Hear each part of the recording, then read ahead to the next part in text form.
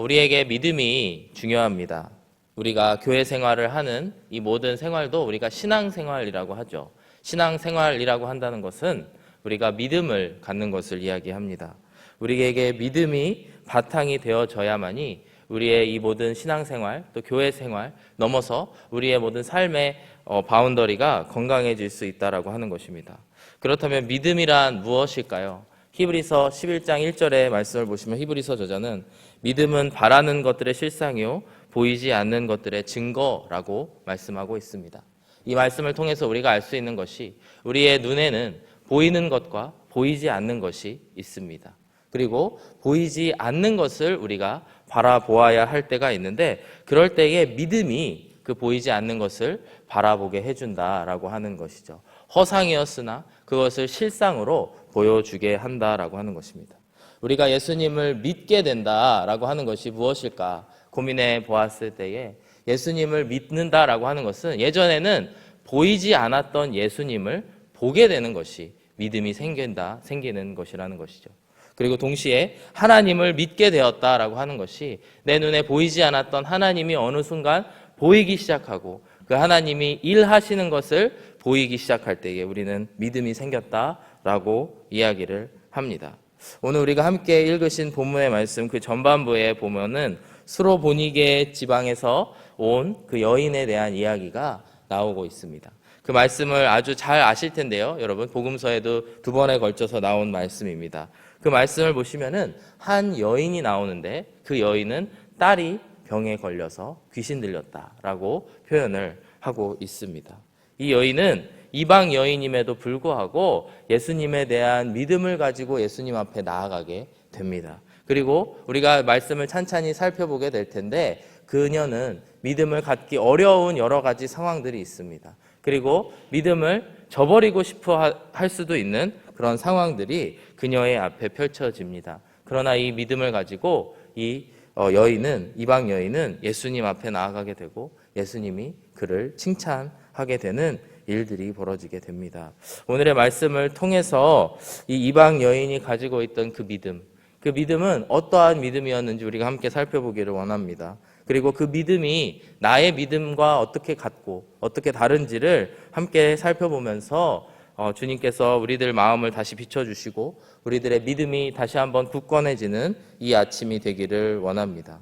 예수님께서는 이제 오늘 말씀 24절의 말씀을 보시면은 두로 지방으로 갔다라고 말씀이 시작되게 됩니다. 예수께서 일어나서 거기를 떠나 두로 지방으로 가사 한 집에 들어가 아무도 모르게 하시려 하나 숨길 수 없더라. 두로라고 하는 지방이 구약에서부터 여러 번 반복해서 나오게 되는데요. 대표적인 이방 도시 가운데의 하나입니다. 여러분 이방 도시라고 하는 것은 이방 도시는 이스라엘의 범위를 이스라엘의 땅을 벗어난 그런 지역이 이방 땅입니다. 여러분 이방 지역에는 누가 살까요? 이방인이 살겠죠. 이방인들이 살고 있는 마을에 예수님께서 어떠한 이유에서인지 들어가시게 됩니다. 그리고 그곳에서 특별히 오늘의 본문에서 강조하고 있는 것은 아무도 모르게 하시려고 한다라고 이야기를 합니다. 그러나 그것을 숨길 수 없었다. 이렇게 오늘의 말씀은 증거하고 있습니다. 즉 이방인들의 땅에 어떤 이유에서 들어가셨는지 모르겠습니다. 어떤 사람들은 아마 예수님께서 피곤하셔서 거기에 잠시 쉬러 가셨을 것이다. 여행을 가셨을 것이다. 치유 사역이 아닌 다른 사역을 하시기 위해 가셨을 것이다. 여러 가지 추측이 있지만 오늘의 본문은 정확하게 우리에게 이야기를 하고 있지 않습니다. 그런데 분명한 것은 예수님께서는 잠시 사람 만나는 사역, 그리고 사람을 만나서 병을 치유하는 사역, 복음을 전하는 사역을 잠시 내려놓고 혼자만의 시간 그리고 제자들과의 시간을 보내고 싶으셨던 것 같습니다. 그런데 그때에 한 여자가 소문을 듣고 예수님을 찾아오게 됩니다. 25절의 말씀을 보시면요. 이에 더러운 귀신 들린 어린 딸을 둔 한 여자가 예수의 소문을 듣고 곧 와서 그 발 아래 엎드리니 이렇게 말씀이 계속해서 이어지게 됩니다. 즉 예수님은 숨기려 하셨으나 예수님께 대한 여러 가지 소문들, 병을 치유한다더라, 이스라엘의 메시아라더라, 아니면 어떤 랍비 선지자라더라, 이런 소문들이 이방 땅에서까지도 이게 퍼지게 되는 것입니다. 근데 이 여자가 찾아와서 예수님 앞에 비는데요. 26절의 말씀을 보시면은 그 여자는 헬라인이요 스로보닉의 족속이라 자기 딸에게서 귀신 쫓아내 주시기를 간구하거늘 이렇게 말씀을 하고 있습니다. 오늘의 본문이 강조하고 있는 것은 바로 이 여자가 헬라인이었다. 그리고 스로보닉의 족속이었다라고 이야기합니다. 여러분, 스로보니게라고 하는 이 말이 익숙하신가요? 익숙하지 않죠. 12지파 중에 하나라고 하면 여러분 믿으시겠습니까? 전혀 그렇지 않습니다.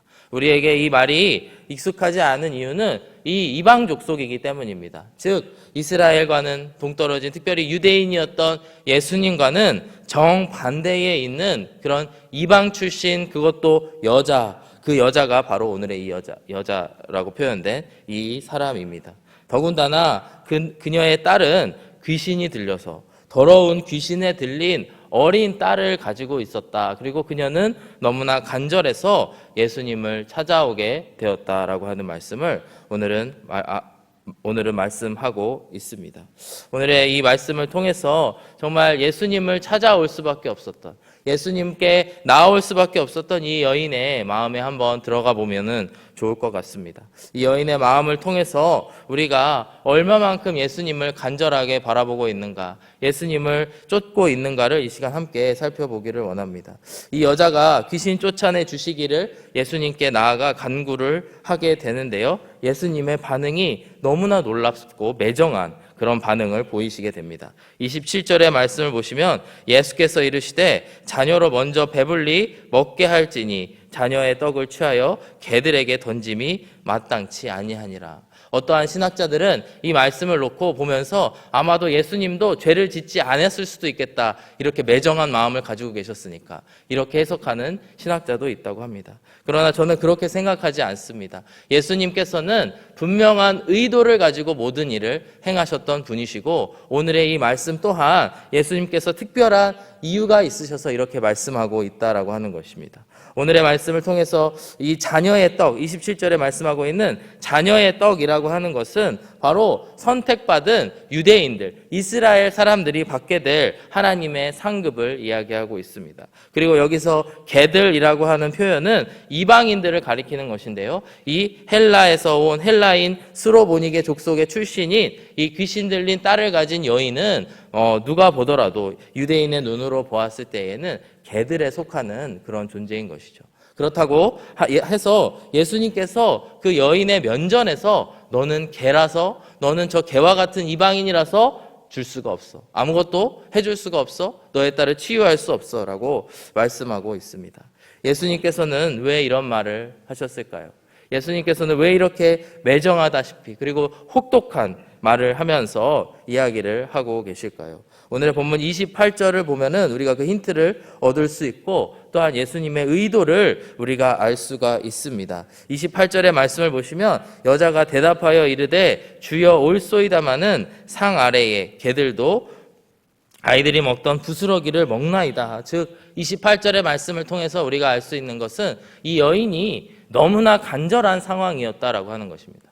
너무나 간절해서 이 딸을 낳게 해주시기를 너무나 간절한 마음으로 가졌기 때문에, 너무나 절실했기 때문에 예수님이 무슨 말을 하던 간에 그것과 상관없이 예수님을 따라가고 예수님을 쫓아가고 예수님께 해결받기를 원했다라고 하는 절실한 마음을 볼 수가 있습니다.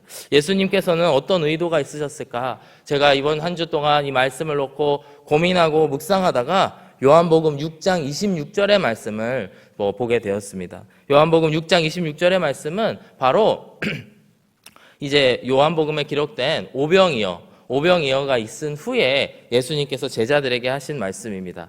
예수께서 대답하여 이르시되 내가 진실로 진실로 너희에게 이르노니 너희가 나를 찾는 것은 표적을 본 까닭이 아니요 떡을 먹고 배부른 까닭이로다. 즉 이것이 무엇을 이야기하냐면요, 우리는 충분히 사람들은 예수님을 쫓을 수 있습니다.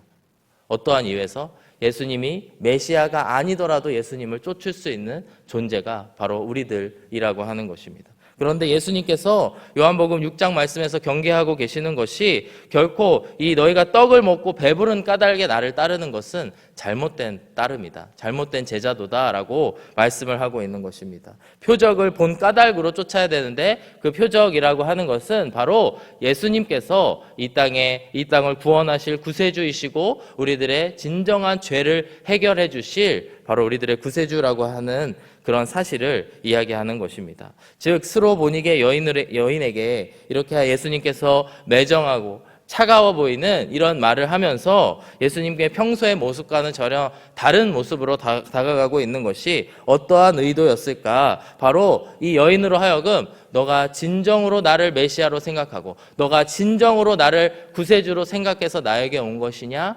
아니면 단순히 너의 딸의 병을 고치기만 그거 고침을 받기 위해서만 이 자리에 온 것이냐 이야기하고 있는 것입니다. 예수님께서 이 스로보니게 여인에게 이와 같이 자녀들에게 줄 떡이 있으나 상 아래에 있는 개들에게는 줄 떡이 없다라고 하는 말씀을 통해서 아마도 이 여인은 마음속으로 위축됐을지도 모르겠습니다. 마음속으로 자존심이 상해서 있을지도 모르고 상처를 받았을지는 모르지만 그 가운데에서도 예수님을 통해서 많이 치유받을 수 있다. 예수님을 통해서만 구원받을 수 있다라고 하는 믿음 가운데에 나아오게 된 것입니다. 그렇기 때문에 예수님께서 이와 같이 말씀하신 목적이 무엇일까요? 바로 이 여인으로 하여금 더 크게 믿어서 예수님께 오도록 더욱더 그의 믿음이 성숙해지고 성장해지고 단련받기 위해서 그렇게 하실 수 있는 것입니다. 이와 같이 우리가 살다 보면은 예수님께서 우리를 시험하시고 예수님이 우리로 하여금 믿음이 자라게 하시려고 어려움을 주시는 경우들이 종종 있습니다. 첫 번째로는 우리가 자존심이 상하는 일들을 통해서 우리의 믿음 생활, 우리의 믿음이 흔들릴 수 있다라고 하는 것을 이 시간 꼭 기억해 보기를 원합니다. 이런 말을 정말 자존심 상하는 말을 들음으로 말미암아 나의 모든 생활이나 신앙들이 흔들릴 수 있다라고 하는 것이죠. 우리는 신앙생활을 하다 보면은 자존심 상할 수 있는 일들이 상하는 일들이 종종 있을 수 있습니다. 내가 어떻게 저런 사람하고 겸상을 하지? 내가 어떻게 저런 사람하고 같이 교제를 하지? 내가 교회만 아니면 저런 사람 눈으로 보지도 않았을 텐데 이런 마음이 들 때도 있을 것입니다. 세상에서 만났으면은 내가 훨씬 위에 있는 사람인데 어떻게 저런 사람을 만나? 이렇게 얘기할 때도 있을 것 같습니다. 그런데 이러한 마음들은 예수님의 마음이 아닌 것이죠. 하나님의 마음이 전혀 아닌 것입니다. 저도 교회에서 풀타임으로 사역을 하다 보니까 너무 많은 사랑을 받고 또 많은 존중도 받고 너무 감사하고 있습니다. 그런데 때때로는 저의 자존심이 상하는 순간도 아예 없다 그러면 거짓말일 것입니다. 내가 이런 일까지 해야 되나? 이런 생각이 들 때가 사실 있고요. 나 귀한 몸인데 이런 생각이 들 때가 있습니다. 그런데 그런 마음 자체가 저의 자존심이고 나의 교만이고 저의 높음이라고 저는 믿습니다. 그럴 때일수록 내가 나의 자존심을 세우는 것이 아니고 정말 하나님의 눈을 가지고 하나님의 마음을 가지고 교회를 바라볼 수 있어야지 되고 또 하나님의 마음을 가지고 어떠한 한 분이 교회를 방문하신다고 하였을 때 그분을 바라볼 수 있는 그런 마음이 제 안에 있어야 된다라고 하는 것이죠. 나의 높아지려는 마음, 나 귀한 몸인데 내가 이런 것까지 해야 돼? 라고 하는 마음이 어떤 마음이냐면 앞서서 말씀드린 것처럼 떡을 먹고 배부른 까닭이죠. 제가 교회에 와서 떡을 먹기 위해서, 교회에 와서 존중을 받기 위해서, 교회에 와서 세상에서 받지 못하는 사랑을 받기 위해서 그런 것들이 모두 떡을 먹고 배부른 까닭으로 교회에 오고 있다라고 우리가 생각해 볼 수 있습니다. 즉 오늘의 말씀을 통해서 우리에게 도전하고 있는 것은 비록 그 어떤 일들이 우리의 마음을 상하게 할지라도 그리고 나의 자존심을 상하게 할지라도 우리는 예수님만 쫓아가야 된다라고 하는 것입니다. 예수님께서는 의도적으로 이 스로보니게 여인에게 자존심을 상하는 말, 너의 족속이 개이고 너는 나와 말도 섞을 수 없는 그런 존재다라고 하는 말을 하시면서 그 여인을 시험하고 계시는 것입니다. 두 번째로 예수님의 이 상처받을 수 있는 말을 통해서 우리가 볼 수 있는 게 마음에 우리가 받을 수 있는 상처들을 생각해 볼 수가 있습니다. 남이 나를 무시하는 말, 남이 나를 차별하는 말, 이런 말을 듣게 되면은 우리는 마음의 상처를 받게 되죠. 오늘의 본문에서도 예수님께서 의도적으로 그 사람이 상처받을 수 있는, 더군다나 그 여인이 너무나 절실한 상황이기 때문에 그녀에게 이렇게 상처 주는 말을 하는 것이 상당히 부적절하다라고 하는 생각이 들게 됩니다. 그런데 앞서 말씀드렸다시피 이 여인에게 예수님께서 말씀하고 계시는 것, 또 의도하고 계시는 것은 너의 마음의 상처보다도 먼저 더 높이 예수님을 올려놓고 예수님께서 그 모든 것을 치유해 줄 수 있는 분이시다라는 것을 깨닫고 나아와야 된다라고 하는 것입니다. 우리는 종종 또 생각보다 자주 이렇게 인간관계를 하면서 서로 간에 상처를 주고받게 되죠. 사실 자꾸 제 얘기를 해서 죄송한데, 사역하다가 참 힘든 게 나의 어떤 말이 누군가에게 상처가 될지 모르기 때문에 참 힘든 것 같습니다. 비단 목회자뿐만 아니고 저 개인의 문제가 아니고 이 자리에 계신 모든 성도님들이 같은 마음이실 거라고 생각합니다. 목장에서 잘해보려고 한 얘기인데, 내가 은혜 받은 얘기를 하려고 한 것인데 그것이 누군가에게 와전되어서 혹은 오해가 되어서 상처가 되는 말을 하신 적이 있으실 것입니다. 그리고 우리가 교회에서 좀 잘 섬겨보려고 조금이라도 나은 것을 하나님께 드리기 위해서 우리가 했던 일들인데 그것이 남에게 상처가 되고 그것으로 말미암아 누군가가 시험에 들었다라고 하는 이야기를 들었을 때에 정말 너무나 힘든 그런 마음들이 생기실 수도 있다라고 하는 것이죠. 그러나 우리가 이러한 마음에 받을 수 있는 상처, 이런 일들을 넘어서서 생각해야 되는 것이 바로 우리에게는 정말 예수님밖에 없다라고 하는 사실을 마음속에 새겨야 된다라고 하는 것입니다. 예수님께서는 심지어 일부러 오늘 이 스로보니게 여인에게 상처가 될 수 있는 그런 말씀을 하시면서 그녀로 하여금 예수님을 떠날 수도 있고, 정말 예수님 제가 더러워서 안 있겠습니다, 너무 자존심 상하고 상처받아서 떠나겠습니다라고 이야기할 수 있는 상황을 연출하심에도, 그럼에도 예수님을 쫓아오려고 하는 그 마음을 예수님께서는 보고 계시다라고 하는 것입니다. 우리가 이렇게 이와 같이 살다 보면은 자존심 상하고 또 마음의 상처를 받을 수 있는 일들이 있지만, 우리가 구해야 될 것, 또 우리가 생각해 보아야 될 것은 예수님을 쫓아가려고 하는 나의 마음의 간절함, 그 마음의 간절함이 나의 자존심과 비교했을 때 어느 게 더 위에 있는가 한번 생각해 보면 좋겠습니다. 그리고 더 나아가서 나의 마음의 상처보다도 더 위에 있는가라고 하는 것을 생각해 보기를 원합니다. 오늘 본문의 28절의 말씀을 보시면은 예수님께 이 여인이 이와 같이 대답을 합니다. 여자가 대답하여 이르되 주여 올소이다마는 상 아래의 개들도 아이들이 먹던 부스러기를 먹나이다. 이것이 이 여인의 큰 믿음을 보여주게 하는 그런 모습입니다. 이 여인이 이야기한 것을 우리가 살펴보길 원하는데요. 부스러기만으로도 충분하다, 은혜다라고 하는 이야기를 오늘 이 여인은 이야기를 하고 있습니다. 그 어떤 사람도 부스러기를 원하는 사람은 없습니다. 누구든지 노른자를 원하고 가장 맛있는 부분을 원하고 가장 귀한 부분을 원할 텐데, 이 여인은 가지고 있었던 확신이 무엇이냐면, 비록 당신들 유대인들이 나를 개로 취급할지라도, 당신 이스라엘 사람들이 나를 이방인 개로 취급을 할지라도 나는 확신합니다. 예수님 당신을 통해서만이 나의 딸이 치유를 받을 수 있고 진정한 구원을 받을 수 있다라는 것을 압니다라고 하는 말이 오늘의 이 말씀을 통해서, 이 여인의 고백을 통해서 우리가 볼 수 있는 것입니다. 예수님의 그 큰 은혜, 그 은혜가 너무나 크기 때문에 그거의 작은 부스러기라고 할지라도 그것만으로도 충분하다라고 하는 믿음의 고백을 오늘 이 여인은 하고 있는 것입니다. 우리가 이 여인의 모습을 통해서 볼 수 있는 것은, 이 여인은 확실한 그런 우선순위, 또 선후관계, 정확한 가치관을 가지고 있었다라고 하는 것을 볼 수가 있습니다. 나의 마음, 나의 자존심, 나의 어떠한 마음의 어떤 상처들, 그것을 뛰어넘는 예수님만이 나의 모든 문제를 해결해 주실 수 있고, 더 나아가서 나의 생명까지도 구원해 주실 수 있는 분이다라고 하는 믿음이 이 안에 있다라고 하는 것입니다. 우리가 얼마만큼의 믿음을 가져야 될까요?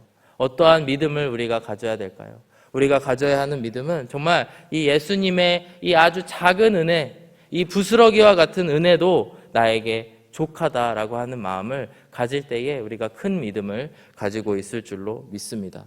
마태복음 17장 20절의 말씀을 보시면 예수님께서 겨자씨 한 알만한 믿음만 가져도 충분하다라고 말씀을 하십니다. 이르시되 너희 믿음이 작은 까닭이라 진실로 너희에게 이르노니 만일 너희에게 믿음이 겨자씨 한 알만큼만 있어도 이 산을 명하여 여기서 저기로 옮겨지라 하면 옮겨질 것이요 또 너희가 못할 일이 없으리라. 즉 우리에게 믿음이 작은 믿음만 있더라도 우리가 주님을 쫓아가기에 충분하다는 것이죠.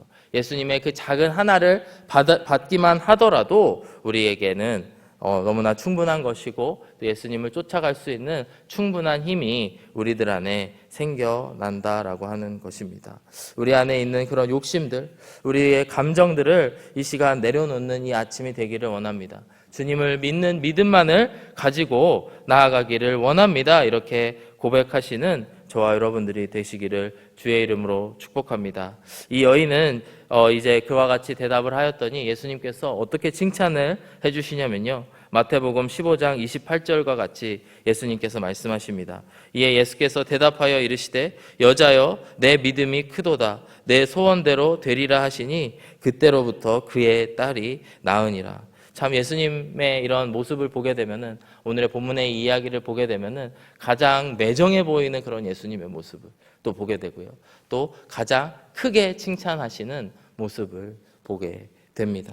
이처럼 이 여인이 정말 예수님의 작은 부스럭이라도 저에게 충분합니다, 그것만으로도 제가 살 수 있습니다 라고 하는 고백을 가지고 나아갈 때에 우리 가운데에 주님께서 우리를 칭찬해 주실 것이고 우리의 믿음이 크다고 말씀해 주실 줄로 믿습니다.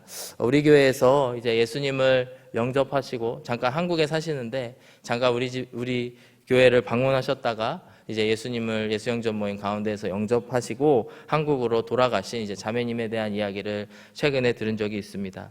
이제 1년여 동안 믿음이 자라고 이제 교회에서 세례도 받게 되는 그런 일들이 있었다라고 하는 이야기를 들을 수가 있었는데요. 그 자매님이 하신 이야기가 제가 오늘의 말씀을 보면서 너무나 마음에 자꾸 생각이 났습니다. 여러 가지 상황들이 시간을 낼 수도 없어서 교회에서 많은 봉사를 하고 싶지만 봉사를 할 수 없는 상황들, 가족들의 일도 있고 여러 가지 환경들이 있어서 교회를 섬기고 싶지만 마음껏 섬길 수 없는 그런 상황들이 있다고 합니다. 교회에 많은 헌금을 하고 싶지만 아직 믿지 않는 가족들 때문에, 그것 때문에 여러 가지 시선들이 신경이 쓰여서 아직은 그런 것들을 할 용기가 나지 않고 하지 못하고 있다라고 하는 이야기를 하면서 그 자매님이 이렇게 말씀하였다고 합니다. 제가 지금 주님께 드릴 수 있는 것은 정말 나의 믿음밖에 없습니다.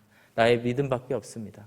그런데 제가 그 자매님에 대한 이야기를 들으면서 사실 믿음이면 되는데 예수님이 우리를 바라보실 때는 우리의 작은 믿음이면 모든 것보다, 그 어떤 것보다 좋아하시는데 라는 생각이 들었습니다. 사실 우리가 신앙생활을 길게 하게 되면은 정말 믿음을 가지고 주님 앞에 나아가야 되는 상황들이 있습니다. 그런데 그럴 때에 믿음을 가지고 나아가지 않는 경우들이 있죠.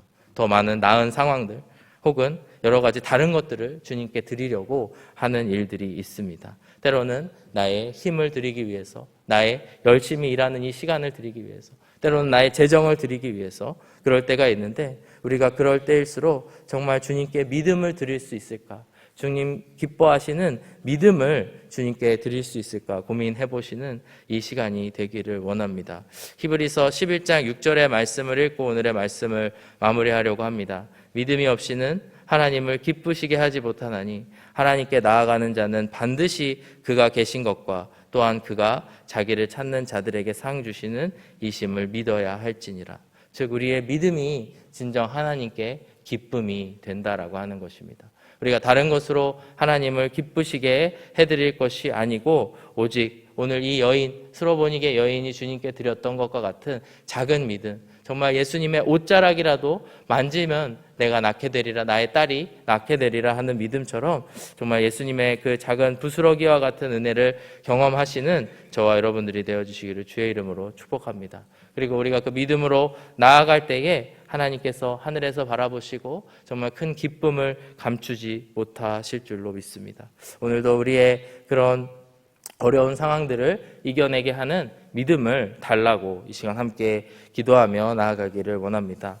이 시간 함께 찬송하기를 원합니다. 이 시간 우리가 함께 믿음이 없이는 이라고 하는 찬양을 할 때에 주님, 저의 신앙의 본질이 무엇인지를 다시 한번 바라보게 하여 주시옵소서. 그리하여서 내 안에 무엇이 정말 필요한지, 주님께 정말 드려야 될 것이 무엇인지 이 시간 생각해 보시는, 또 그 안에 고백해 보시는 저와 여러분들이 되시기를 원합니다. 이 시간 함께 함께 찬송하며 나아가시겠습니다.